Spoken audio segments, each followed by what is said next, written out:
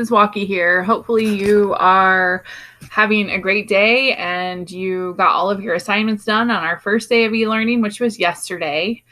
Welcome to day 2. Hopefully you're ready to get started.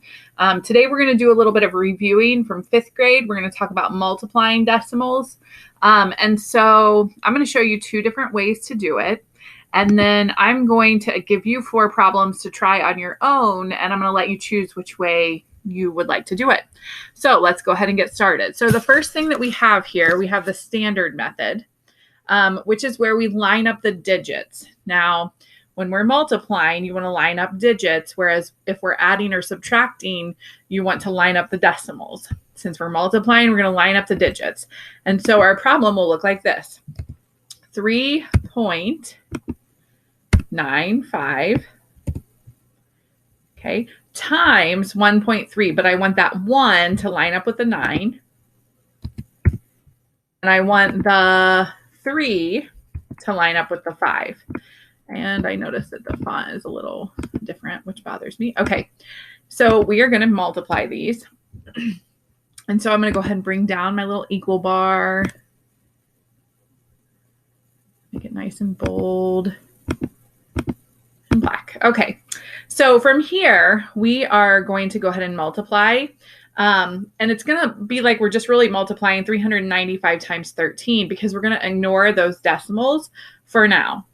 And then we'll revisit it at the end. So we're going to take 3 times 5, which is 15. And I'm going to carry the 1.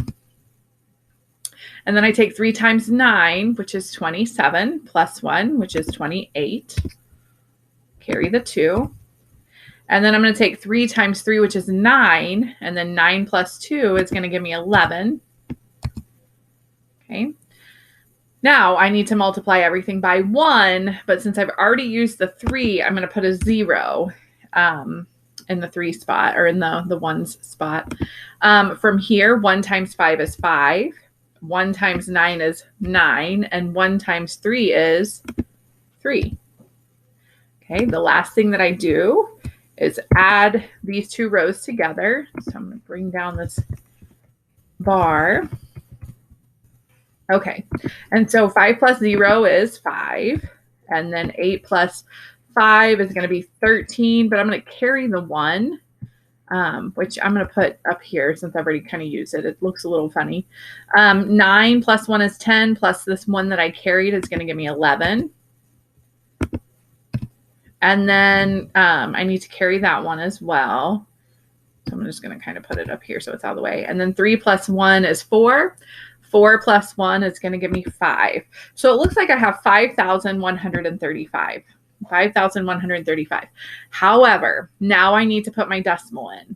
And so you need to count how many digits are behind the decimal in the problem. If you look at the problem, I have 3 digits behind the decimal. 2 in the first number and 1 in the second number. That's a total of 3 digits behind the decimal, which means I need 3 digits behind the decimal in my answer. And so therefore, the decimal is going to go between the 5 and the 1. So my answer is 5.135, or 5 and 135 thousandths. Okay, on to the lattice method. So the lattice method is a little more artsy. And so what we're going to do is we're going to build a lattice. And to build a lattice, we need rows and columns. And to know how many rows and columns we need, we count the digits. So the first number has 3 digits, 1, 2, 3. The second number has 2 digits. So I'm going to build a transparent rectangle that is 3 units by 2 units, or 3 boxes by 2 boxes. And transparent just means that you can see through it. And so I'm going to actually make the outline a little darker just so it stands out. And then a lattice is really, it just has diagonals going from the top right corner of each box to the bottom left corner of each box. And so I'm going to copy and paste all these different diagonals in each box.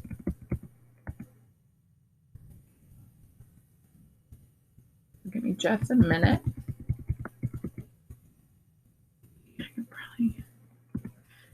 All right, that looks pretty good. Okay, and so there's my lattice. So what I'm going to do to go ahead and label my lattice, you're going to put your 3 digits across the top. So I have a 3, I have a 9, and I have a 5. And then down the side is my 1.3, my 1, and my 3. I need to add my decimals. And so to add the decimals, I'm actually going to use a circle tool. And I'm just going to draw a circle about where it would go. And so I am going to color it black just so it stands out for both of my decimals. The other one goes between the 1 and the 3. Okay, so that's just setting up the lattice. Now, what do I do with the lattice when it's set up? Well, it's kind of a game of rows and columns and where they meet.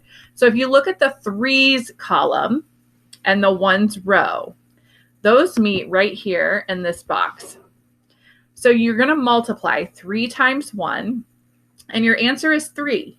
But you need 2 digits, so we're going to use a 0. So I'm trying to make this so that I could click and drag it. We'll see if it works. You might have to use the arrow keys. Okay, so I've got a 0 that's going to go here, and then I need a 3. A little too far. Okay, the next one, I'm going to do the 9's column and the 1's row. So that's 9 times 1. Whoops, 9 times 1, which is just 9. So I need a 0, 9. So 0 and 9. Okay, then I'm going to do the 5's column and the 1's row. 5 times 1 is 5, so I need a 0 and a 5. Okay, then I'm going to do the 3's column and the 3's row. So 3 times 3 is 9, so I've got a 0 and a 9. Okay, and then I'm going to do the 9's column and the 3's row. So 9 times 3. 9 times 3 is 27. So this is a little different. So I'm going to put the 2 on top and the 7 on the bottom for 27 of that diagonal. And then I have the 5's column and the 3's row. 5 times 3 is 15. Okay, and similarly, the 1 goes on top, the 1 that's in the 10's place, and the 5 that's in the 1 place goes on the bottom of that lattice. Okay, so we've built our lattice. Now, what we're going to do is we're going to add each diagonal row. We're going to add each diagonal row and put it sort of where it lands. So if you think of this as kind of a slide, the 0, there's this 0 kind of column. And so it's just a 0. Then we're going to do this diagonal right here, which is 0 plus 3 plus 0. Hopefully you see that. 0 plus 3 plus 0 is just 3. And then we have the next one, which is going to be 9 plus 2 plus 9. That's 18, 19, 20. Oh, you know what? I forgot. You have to actually start from the other side. So I'm going to back up. Just like we did with the standard method, you want to start from the right side when you're adding. I forgot about that. So we have this diagonal right here, which is just a 5. We have this diagonal right here, which 7 plus 1 is 8, and 8 plus 5 is 13. But I need to carry a 1. So I'm going to carry that 1 over to the next diagonal. It's a little hard to see, so I'll put it there. So what I really have is 9 plus 2, which is 11. 11 plus 9 is 20, and 20 plus 1 is 21. So I'm going to put a 1 here, and I'm going to actually carry that 2 to the next diagonal, and I'll slide it just above it. So then in that row, I have a 0, a 3, a 0, and a 2. 3 plus 2 plus the zeros is just 5. And then I have a 0. Okay, so these outside pieces sort of make up my answer. And I think you'll see it in just a minute. But we have to figure out where the diagonal goes. So So let me highlight that green. And so to figure out where the diagonal goes, what you're going to do is you're going to draw a line from one decimal to the other. So I'm going to draw a line from this decimal point to where a straight line. And so I'm going to highlight that in actually a pretty color that you'll be able to see, hopefully. Okay. And then I'm going to draw another line from this decimal point so that it meets that one. Okay. And where they meet is sort of where the decimal will roll out. What I mean by that, if this decimal fell down here, this is where they meet. It's going to roll down this diagonal line and it lands right here. Okay. And so you see my answer is 05.13, but we get rid of the 0 at the beginning and it's still just 5.13, the same 135, sorry, the same answer that I got on the last one. Okay.